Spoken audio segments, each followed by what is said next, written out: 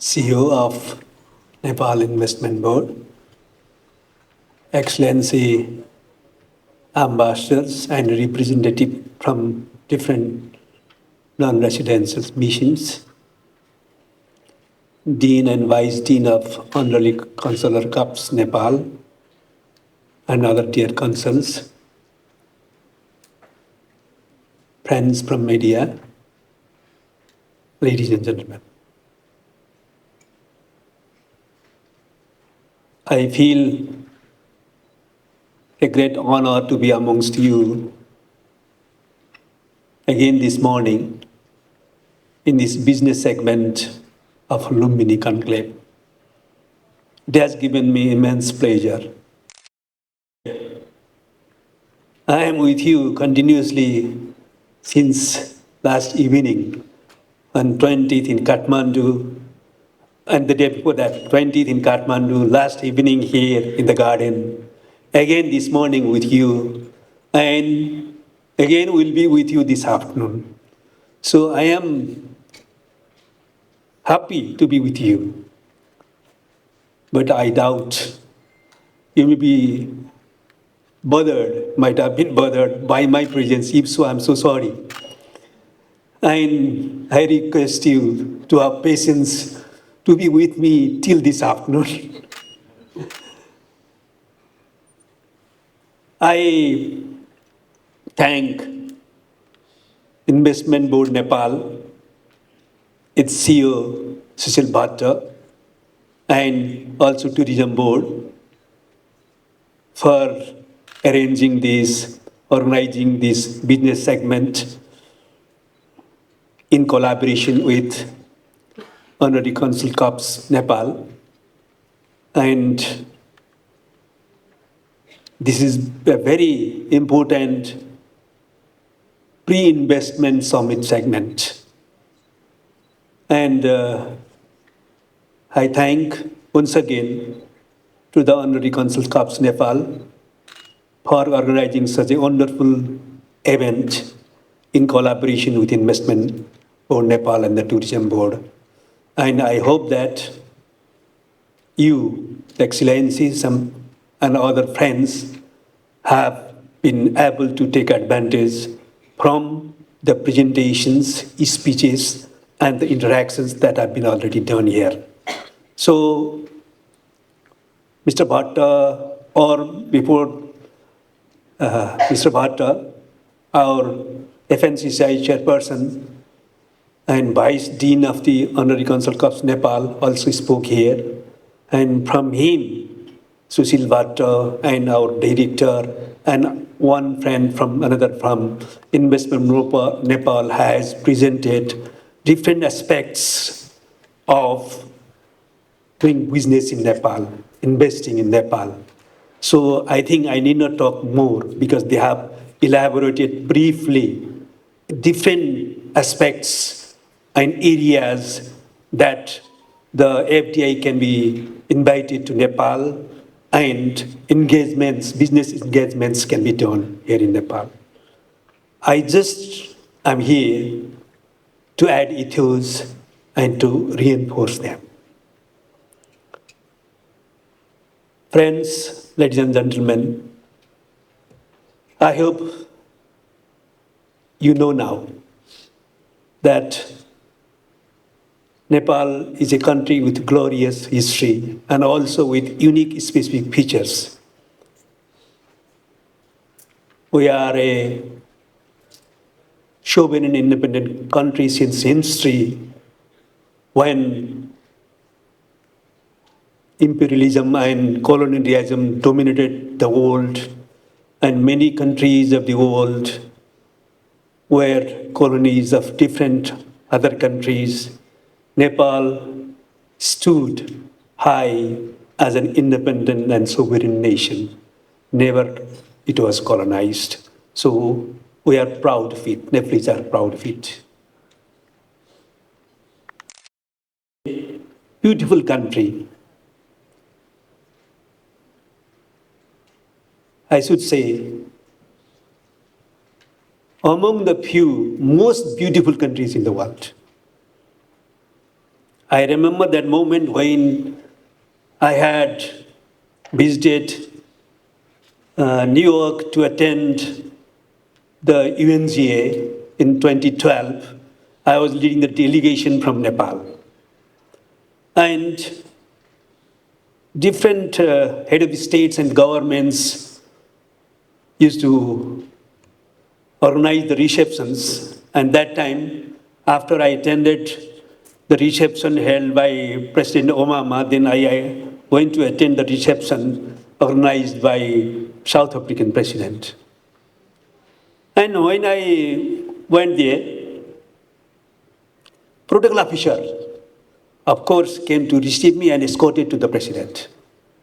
President, of course, handshake with me, said, welcome, thanks for coming, and enjoy. And after the president, there was the first lady. And the protocol officer, likewise, introduced me with the first lady. And when she heard the name that I am from Nepal, she not only shook hand with me, but she hugged me very tightly. And that was for a long time. All others were staring at us, and she did not leave me for some time. She hugged me, and such a wonderful country, such a beautiful country in the world, which I have never seen. I have visited once in Nepal, and I have visited Namche Bazar, Dhulikhel, Pokhara, Lumbini, such a beautiful places in the world, and I want to come again. I feel like second home.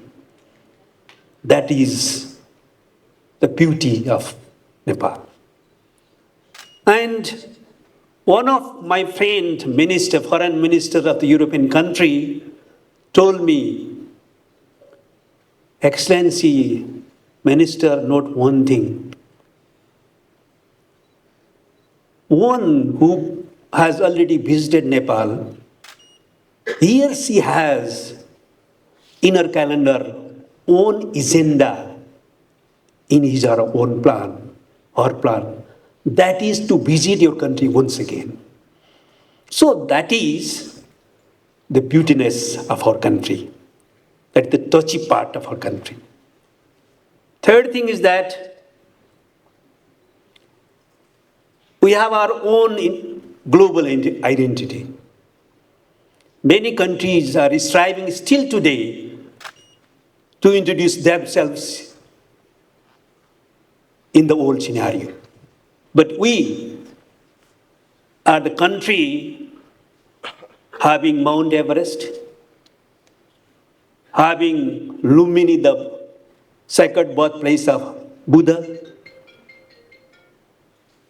or the country of the brave Gorkhas. Whatever, there are other things also which makes us palpably known to the world. Fourth, we have many base potentials for economic development at the same time. It's hydro. Some countries are even lack of having drinking water, not to talk of irrigation and hydropower. But at the same time, we have plenty, and that is for the drinking water, for the irrigation, for the hydro powers, generations, production, and all those things. The water is the most important lifeline of the human being that we have. The second thing is the agriculture. We can grow and produce foods and other agricultural products. And we have that capacity or potentialities that we can be self-dependent on. And if we do more, we can export too. That is the potentiality in agriculture. Third, tourism, we have such a high potential of tourism in Nepal, but yet to release it, we have not been yet able to have the potentialities of tourism that we have. Fourth, herbs, herbal industry. You can grow herbs, you have herbs, traditional herbs here, you can process it. We have that potentiality and the human resources that we have. So these are the best potentials that we have. At the same time, some countries have maybe hydro, some countries are having agricultural potentiality, some countries may have that human resources, or some countries may have touristic possibility. But we have, at the same time, these best potentials. But unfortunately, we are still the chair of the least developed countries. Being the chair of the leader of the least developed countries, we know our responsibility to defend the rights, legitimate rights of the least developed countries, and stand and speak for the welfare of in the interest of the least developed countries. But we know it's not a matter to be proud of, to be chair of least developed countries. We are still having the serious problem of unemployment, poverty, and frankly speaking, still today, we have not been able to deliver it to the people to satisfy their basic needs of daily lives. Though constitutional provisions have guaranteed the right to food, shelter, health, education, employment. But we have to work hard to satisfy these needs and necessities of the people and implement the constitutional provisions that have been incorporated in the Constitution.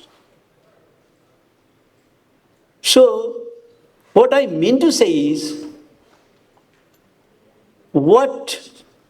why we could not, in spite of all these best potentials we have and the unique and specific 6 decades to establish democracy here against the autocracy, feudal autocracy. And thousands of people sacrificed their lives for martyrdom. And still, thousands are disappeared, not known yet their position. And democracy is already established. We have institutionalized the democratic achievements in our new constitution promulgated by the Constituent Assembly. And we have the democratic political system as federal democratic republic, and the substantial essence of democracy is inclusive democracy that we have. So, we internalize this fact that democracy is indispensable for democracy. Democracy is indispensable for development. We struggle for it, we achieved it, we have institutionalized it, we are implementing that constitution which has institutionalized these achievements. Now the question to ourselves is, what then? So our main focus now is on economic development. So we take this as the single list of purpose. Our main historical task today is economic development. And for economic development, we have synthesized that one more condition is prerequisite for our economic development. That is good governance. And the character of the development should be equipped with social justice and environment friendly. So these are the main themes of our economic development, which is our priority national tax. I should repeat again, we have taken this as the singleness of purpose at this historical juncture. So the government has declared its motto of our policy guidelines, that is good governance, development and prosperity, and social justice. We are actively trying to do everything that is necessary and possible in this regard. And we know that domestic resources and capital is not enough for this. We need your support. We need foreign direct investment. So we want to accelerate the economic activities to the extent possible, so that unemployment problem be resolved and production be promoted and trade deficit also be minimized. So we have to have three things: capital generation,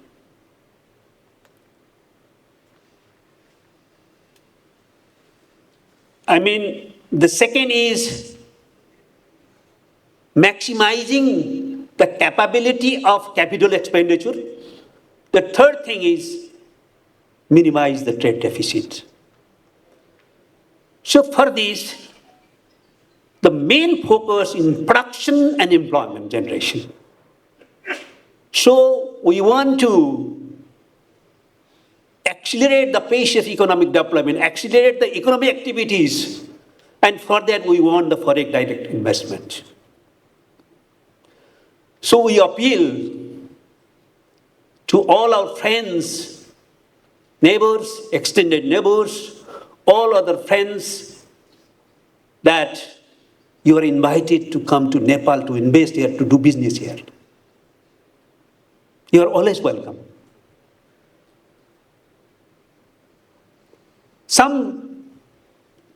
Though in this world today, I don't think there is such problem with the ideology. Because, China is saying that it's advancing the socialism of Chinese character, and even then it is the second largest economy in the world and aspiring to be the first largest economy. And every country, companies are engaged with China in economic activities. So ideology doesn't matter in the world today. Even then, I want to clarify to you some points. You may be scared or may have some doubts that Communist Party is leading the government in Nepal. What about the prospect of investing in Nepal or doing business in Nepal? Will it be sustainable? Will it be safe forever? You may have some queries in your mind if you do not speak openly. I want to clarify, first thing, we the communist parties or the left parties are leading the government in Nepal. That does not mean that we do not entertain democracy and we do not emphasize the private sector. Our constitution has clearly, explicitly provisioned that private sector is one of the most important sector in economy. And we honestly abide by that. The second thing is that we came into the peace process after synthesizing the experience of, says, of the international communist movement by ourselves, that something was lacking in the erstwhile socialist countries and the communist parties. Lack of democracy and some other aspects are also there in socialist, so-called socialist countries before. So that was our own synthesis, not because we came in the peace process and we had to compromise. That is not the fact. Fact is that we had already derived our conclusion that we have to correct the mistakes of the erstwhile communist parties who practice socialism in their respective countries. That was the lack of democracy, and that is to be corrected. That is our own conviction. Second thing is that in our constitution, there is one provision, socialism-oriented economy, and pave the basis for socialism. That is also very clear. Previously, socialism, which was practiced in USSR and other Eastern European countries, they had two main features. One is one-party political system, hegemony of the Communist Party.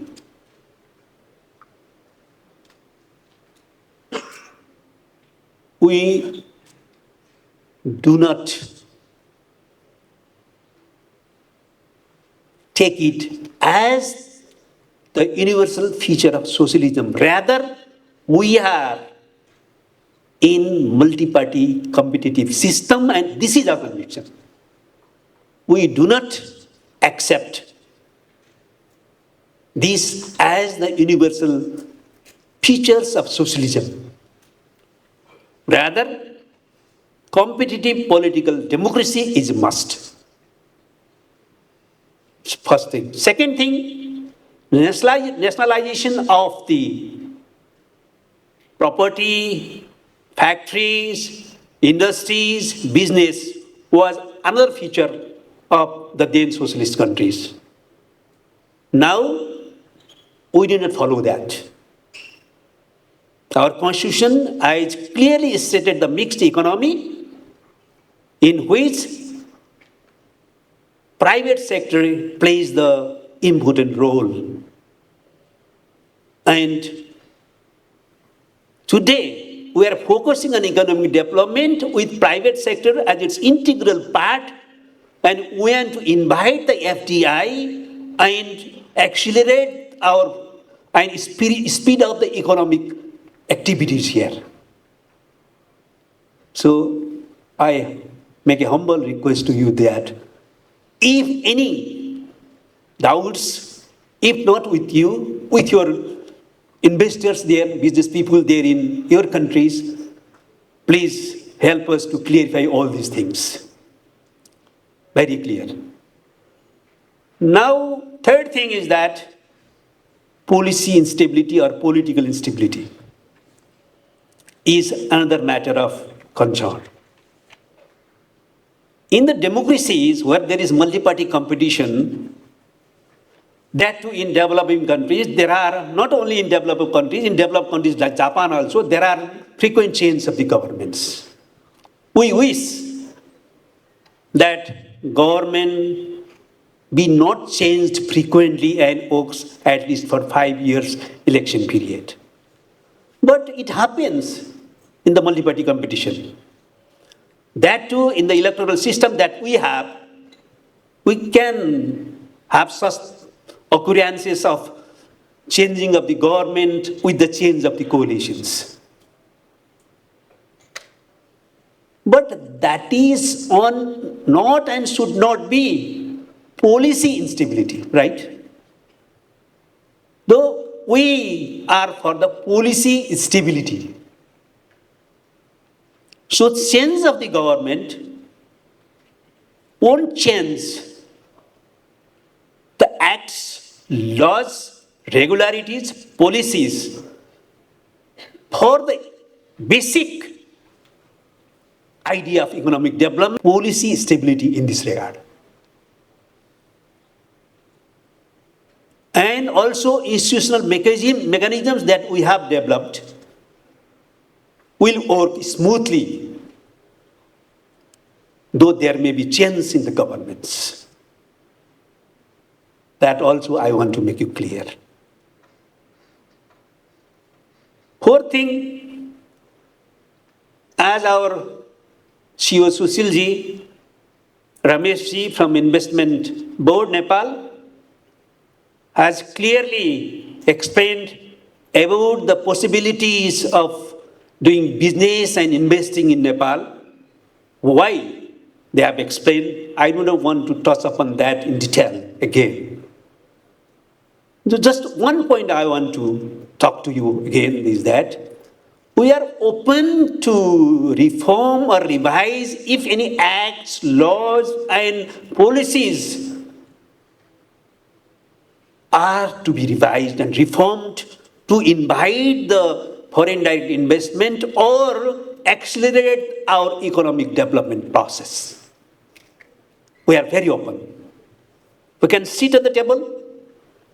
We will listen to all the suggestions from the investors or any of our friends who wants the development of the country and they see and suggest that there are some hindrances in laws or policies.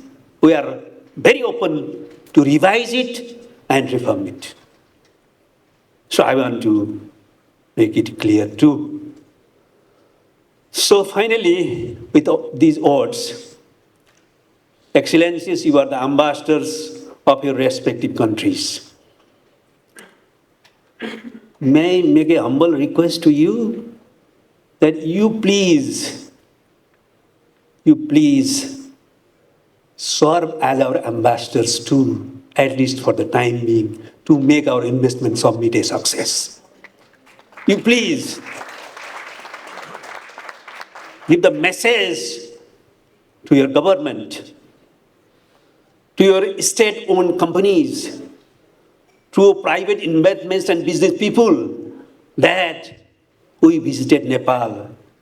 We interacted with the government authorities, and we ourselves saw that there is plenty of avenues for investment there in Nepal, and there is climate for doing business in Nepal. So our state-owned companies or the entrepreneurs should go to Nepal to invest. So please carry this message with you back when you go back home and your residential center. So with these words, I thank you all for listening me attentively. Thank you.